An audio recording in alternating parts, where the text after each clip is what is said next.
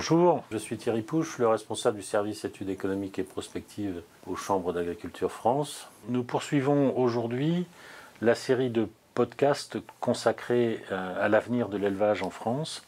Après avoir examiné les effectifs, la production, la consommation, nous analysons aujourd'hui le commerce extérieur de viande en regardant les évolutions sur moyen et long terme et éventuellement les perspectives d'avenir. Alors je commencerai par la viande bovine qui constitue un marché mondial particulièrement intéressant puisqu'il est depuis plusieurs années largement dominé par le Brésil qui est l'un des protagonistes fondamentaux de ce marché mondial de la viande bovine. Alors bien qu'il ne soit pas le premier producteur mondial, le Brésil représente le premier exportateur mondial de viande bovine. La hiérarchie des nations s'est donc beaucoup modifiée depuis quelques années et le Brésil est arrivé en tête devant les États-Unis, l'Inde et puis l'Australie.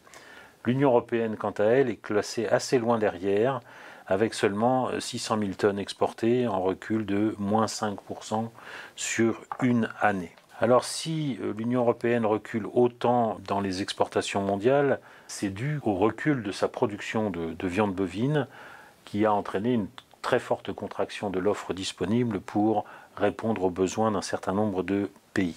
Qu'en est-il de la position de la France dans ce contexte général, dans ce contexte mondial ? Eh bien, ce qui est intéressant de regarder, c'est que la France se distingue comme un pays qui est relativement compétitif sur les animaux vivants, et elle exporte, on le sait, un certain nombre de jeunes broutards vers une destination comme l'Italie, qui est un des principaux débouchés, ou vers la Grèce par exemple, ou dans certains pays d'Afrique du Nord comme l'Algérie. Mais en revanche, elle est particulièrement en difficulté sur les produits transformés, carcasses, congelées ou fraîches, ce qui entraîne par voie de conséquence une dégradation de son solde extérieur qui devient de plus en plus déficitaire depuis maintenant de nombreuses années. Donc il faut bien distinguer dans la viande bovine, comme dans le reste des viandes d'ailleurs, ce qui relève de l'exportation d'animaux vivants, de ce qui relève du commerce de produits de première transformation ou même de deuxième transformation. En ce qui concerne la viande porcine, il est intéressant là aussi de noter un certain décrochage de la France sur le marché mondial.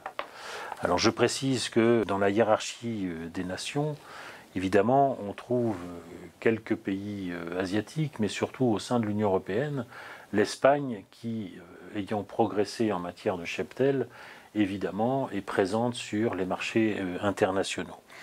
Eh bien, on retrouve pour le cas français la même configuration, à peu de choses près, que ce qu'on vient d'évoquer sur la viande bovine.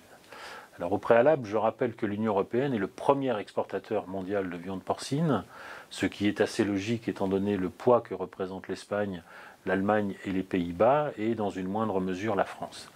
La France est plutôt spécialisée aussi dans les exportations de porcs vivants, puisque le solde est encore excédentaire, même s'il est extrêmement fragile. Et en revanche, nous avons un déficit sur les produits transformés, que ce soit des produits charcuterie, salaisonnerie ou des abats et graisses sur ces exportations. Ensuite, on peut passer au secteur de la volaille, qui là présente peut-être une autre particularité, étant donné l'ancienneté de la dégradation du commerce extérieur français de produits avicoles et plus précisément encore de viande de poulet. Nous étions un pays excédentaire jusqu'à la fin des années 90, mais avec l'application des accords internationaux de libre-échange, notamment les accords de Marrakech signés en 1994, on a vu progressivement, jusqu'à la fin des années 90, début 2000, s'amorcer un repli de notre excédent commercial en viande de volaille et en viande de poulet. Là aussi, il y a à la fois un problème d'adaptation à la demande mondiale, c'est-à-dire aux attentes de nos principaux consommateurs. Et ensuite, nous avons eu pas mal de difficultés sur les morceaux, c'est-à-dire tout ce qui est filet, viande congelée ou fraîche. Nous avons reculé au bénéfice de nos principaux concurrents, et en particulier à l'intérieur de l'Europe, la Pologne, la Belgique, les Pays-Bas, l'Allemagne, et dans une très moindre mesure, l'Ukraine et encore plus loin encore le Brésil et la Thaïlande. Alors ce qui est intéressant de noter dans la viande de volaille, c'est que la Pologne est devenue le premier fournisseur de la France en viande de poulet, suivi par la Belgique, l'Allemagne et les Pays-Bas.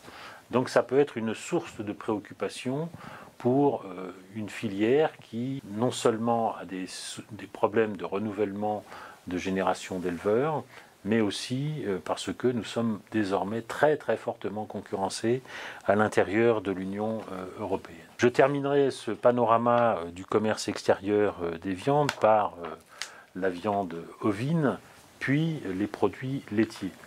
Alors la viande ovine, étant donné ce que nous avions montré les fois précédentes, que notre taux d'autosuffisance est très faible, puisqu'il est de l'ordre de un peu moins 50%, nous sommes donc extrêmement déficitaires en matière de commerce international de viande ovine. Je terminerai sur une note plutôt positive sur les produits laitiers, puisque les produits laitiers constituent notre troisième poste excédentaire de notre balance commerciale agroalimentaire, derrière la viticulture et les céréales. Alors nous avons des positions fortes sur les fromages, bien évidemment. Nous avons des positions aussi intéressantes depuis très longtemps sur la poudre de lait, qu'elle soit écrémée ou entière, et aussi sur la poudre de lait infantile. En revanche, deux constats inquiétants. D'une part, c'est le tassement de notre solde extérieur excédentaire. Il ne progresse plus beaucoup depuis maintenant quelques années. Et deuxième constat, nous sommes quand même dans ce secteur des produits laitiers dépendants de l'extérieur pour les matières grasses, c'est-à-dire le beurre, et parfois pour les crèmes. Donc on a un paysage à la fois contrasté entre des difficultés sur les viandes transformées, des atouts sur les produits laitiers, mais étant donné qu'il y a une forte pression concurrentielle, il y a là des stratégies à mener pour préserver ces avantages comparatifs.